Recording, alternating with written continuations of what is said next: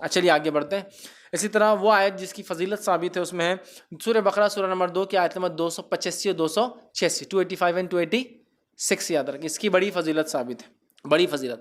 ایک فضیلت اس کی تو یہ ثابت ہے کہ نبی اکرم صلی اللہ علیہ وسلم جب آسمانی سفر آپ کو کرایا گیا جس کو ہم کیا کہتے ہیں معراج، تو معراج میں آپ کو جو تحفے ملے ان تحفوں میں سے ایک تحفہ تھا نماز 5 وقت کی، دوسرا تحفہ تھا یہ 2 آیتیں اللہ کے رسول صلی اللہ علیہ وسلم کو سیدھے دی گئی بغیر فرشتوں کے۔ یہ 2 آیتیں وہاں ملی تھی آپ کو، کہاں؟ معراج میں، ٹھیک۔ بہرحال سورۃ البقرہ کی آخری 2 آیتوں کی فضیلت یاد رکھیے۔ رات سونے سے پہلے سورہ بقرہ کی آخری 2 آیتیں پڑھنے والا ہر آفت سے محفوظ رہتا ہے، ہر آفت سے محفوظ رہتا ہے۔ بخاری کی روایت ہے، ابو مسعود رضی اللہ عنہ فرماتے اور کہتے ہیں نبی اکرم صلی اللہ علیہ وسلم فرمایا جس نے رات کے وقت سونے سے پہلے سورۃ البقرہ کی آخری 2 آیتیں پڑھ لی وہ اس کے لیے کافی ہوں گی، وہ اس کے لیے کافی ہو جائیں گے۔ دوسری روایت میں فرمایا آپ نے سورہ بقرہ کی آخری 2 آیتیں جادو کا اثر ختم کرنے کی زبردست تاثیر رکھتی ہے۔ اسی طرح فرمایا جس گھر میں مسلسل 3 راتوں تک سورہ بقرہ کی آخری 2 آیتیں پڑھی جائے شیطان اس گھر سے جو ہے بھاگ جاتا ہے یا اس کے قریب نہیں آتا ہے۔ حدیث کے الفاظ سنیے، جامع ترمذی کی روایت ہے۔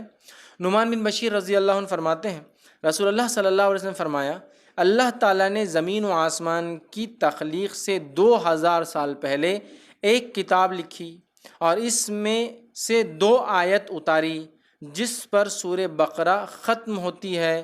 اگر یہ آیت مسلسل 3 رات تک پڑھی جائے تو شیطان اس گھر کے قریب بھی نہیں بھٹکیں گا۔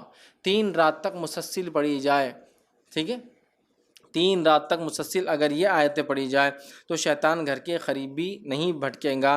آمن الرسول بما انزل الیہ من ربہ والمؤمنون کل آمن باللہ وملائکتہ وکتبہ ورسلہ، بہرحال پورا اس کے بعد کا سلسلہ ہے، اور اس کے بعد کی لا یکلف اللہ نفسا الا وسعہا، یہ 286 ہے۔ دونوں کو پڑھا جائے تو شیطان داخل نہیں ہوتا۔ 3 راتوں تک اگر مسلسل پڑھی جائے، رات پڑھ کر سوئے تو کافی ہو جاتی ہے اس کے لیے، ادر کی اس کی حفاظت کے لیے، تمام چیزوں کے لیے۔ اسی طرح جو ہے سورہ بقرہ کی آخری 2 آیتیں پڑھ کر اللہ تعالیٰ سے جو حاجت طلب کی جائے وہ پوری ہوتی ہے۔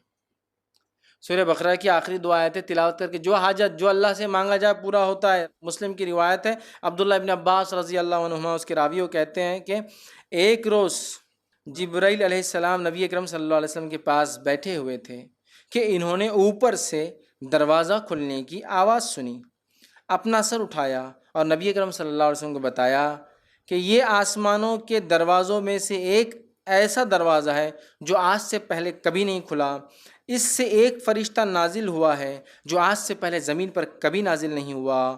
اس نے آپ صلی اللہ علیہ وسلم کی خدمت میں سلام عرض کیا ہے اور کہا ہے آپ صلی اللہ علیہ وسلم کو 2 نور مبارک ہو، 2 نور مبارک ہو۔ یہ خوشخبری دی اس نے، ایسے دروازے سے آیا جو آج تک نہیں کھلا، سبحان اللہ، اور ایسا فرشتہ دنیا میں آیا جو آج تک نہیں آیا، اور کہا 2 نور جو ہے مبارک ہو آپ صلی اللہ علیہ وسلم سے پہلے۔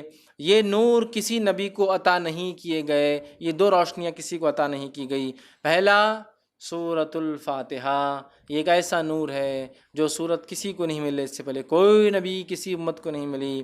اور دوسرا فرمایا سورہ بقرہ کی آخری 2 آیتیں، جو شخص یہ 2 آیتیں پڑھے گا اسے اس کی مانگی ہوئی چیز ضرور دی جائیں گی۔